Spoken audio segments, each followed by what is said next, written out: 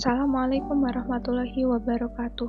Guna memenuhi salah satu tugas dari mata kuliah analisis pangan dengan dosen pengampu Ibu Winda Nurdiana STP/MSI, pada kesempatan kali ini saya Nanda Nur Saputri dari kelas 4B dengan NIM 44442200077 akan menjelaskan sedikit mengenai analisis kadar lemak metode Babcock.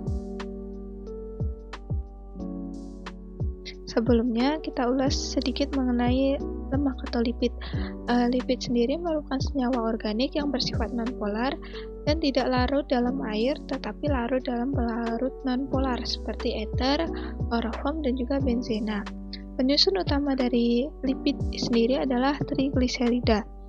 Lemak dan minyak merupakan bagian dari kelompok lipid, yaitu kelompok lipid sederhana yang disusun oleh dua komponen utama, yaitu asam lemak dan juga gliserol.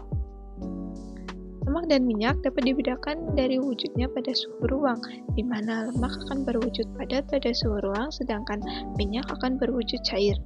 Perbedaan ini disebabkan oleh perbedaan titik leleh antara lemak dan juga minyak. Metode analisis kadar lemak sudah banyak dikembangkan. Antara lain ada metode ekstraksi Sochlet, kemudian Negorber, metode Babcock, dan juga metode instrumental menggunakan metode dielektrik, pengukuran densitas, dan juga kromatografi gas. Selanjutnya saya akan membahas lebih spesifik mengenai metode Babcock. Analisis lemak pada bahan dan juga produk pangan dengan metode Babcock adalah metode analisis lemak dengan sampel yang berwujud cair atau pasta. Metode ini banyak digunakan dalam analisis lemak pada susu, santan, mayones, dan juga ikan.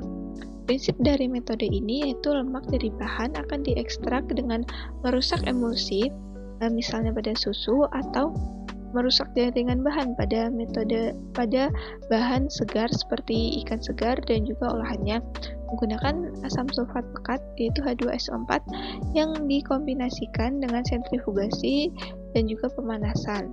Lemak yang terpisah dapat ditentukan volumenya dari botol Babcock yang telah dikalibrasi. Analisis menggunakan botol Babcock ini dengan skala pengukurannya yaitu satuannya volume. Nantinya lemak hasil analisis akan terpisah dari fase yang bersifat polar dan akan berada di bagian atas karena perbedaan densitas. Pada metode Babcock ini dibutuhkan pereaksi berupa H2SO4 pekat dan pada jenis 1,80 sampai 1,83. Alat yang digunakan yaitu ada botol Babcock, penangas air atau water bath, kemudian ada pipet volumetrik, centrifuge yang dilengkapi dengan pemanas. Adapun prosedur kerjanya yaitu pipet 17,6 ml sampel bersuhu 22 derajat Celcius, kemudian masukkan ke dalam botol Babcock. Kemudian ditambahkan 17,5 ml H2SO4 95% dengan berat jenis 1,82 sampai 1,83 secara perlahan ke dalam botol Babcock, kemudian dikocok agar emulsinya itu hancur. Kemudian tempatkan botol Babcock ke dalam alat sentrifugasi yang bersuhu 60 derajat Celcius, kemudian lakukan sentrifugasi pada kecepatan 700 sampai 1000 rpm selama 5 menit.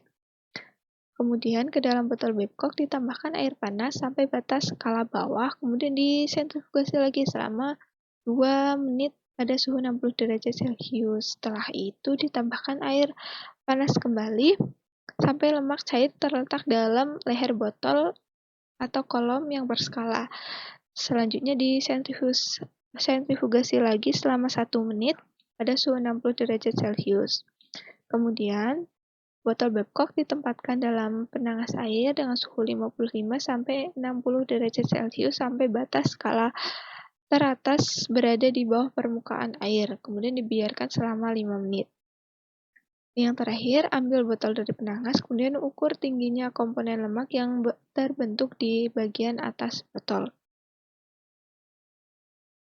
Selanjutnya ini ada contoh aplikasi pengujian kadar lemak metode Babcock, yaitu Ada di salah satu penelitian dengan judul Kualitas Kimia dan juga organoleptik yogurt yang dibuat menggunakan kultur yogurt dan juga jenis susu yang berbeda. Pada pengujian kadar lemaknya menggunakan metode Babcock, yaitu sampel dimasukkan ke dalam botol Babcock, kemudian ditambahkan tetes demi tetes H2SO4 pekat, kurang lebih 17,5 ml, lalu dikocok hingga gumpalan sampel tercampur semua untuk merusak emulsi lemak sehingga lemak akan terkumpul menjadi satu pada bagian atas cairan dengan cara disentrifugasi botol Babcock-nya selama 10-15 menit. Kemudian ditambahkan air panas sampai larutan dalam botol Babcock naik hingga leher botol Babcock. Kemudian disentrifugasi lagi selama 5 menit dan ditambahkan lagi air panas hingga lemak cair terletak dalam kolom atau leher botol Babcock yang berskala lalu disentrifugasi lagi.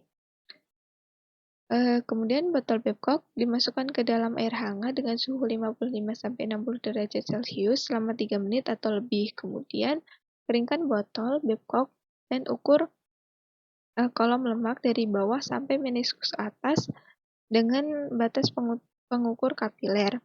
Presentase kadar lemak dihitung dengan persamaan, yaitu persen kadar lemak sama dengan B kali A per 18,0481, di mana A adalah massa sampel yang dihitung, kemudian B adalah volume lemak yang terdapat pada alat Babcock, kemudian 18,0481 itu merupakan massa sampelnya. Hasil dari pengujian kadar lemak tersebut disajikan pada tabel berikut. Aplikasi lain dari pengujian kadar lemak metode Babcock ini banyak diterapkan, antara lain pada jurnal dengan judul Respon Uji Terhadap Susu Kambing Peranakan Etawa yang disimpan pada suhu ruang. Kemudian ada karakterisasi es krim simbiotik rendah lemak dengan perbedaan konsentrasi ekstrak pisang dan juga edamame. Dan juga ada pengaruh lama waktu pengukuran suhu suwari terhadap karakteristik kamaboko ikan Eutinus affinis kantor 1849. Yang terakhir ada kelebihan dan juga kekurangan dari metode Babcock ini. Kelebihannya sendiri yaitu metodenya sederhana dan juga analisisnya cepat, yaitu kurang lebih hanya 45 menit. Sedangkan kekurangannya yaitu hanya digunakan untuk sampel cair atau berbentuk pasta saja. Kemudian membutuhkan asam sulfat pekat yang cukup berbahaya sehingga penggunaannya harus sangat hati-hati. Dan juga tidak spesifik, di mana metode ini mengukur total lemak, tidak spesifik pada lemak tertentu saja. Sekian penjelasan dari saya, kurang lebihnya mohon maaf. Terima kasih sudah menyaksikan. Wassalamualaikum warahmatullahi wabarakatuh.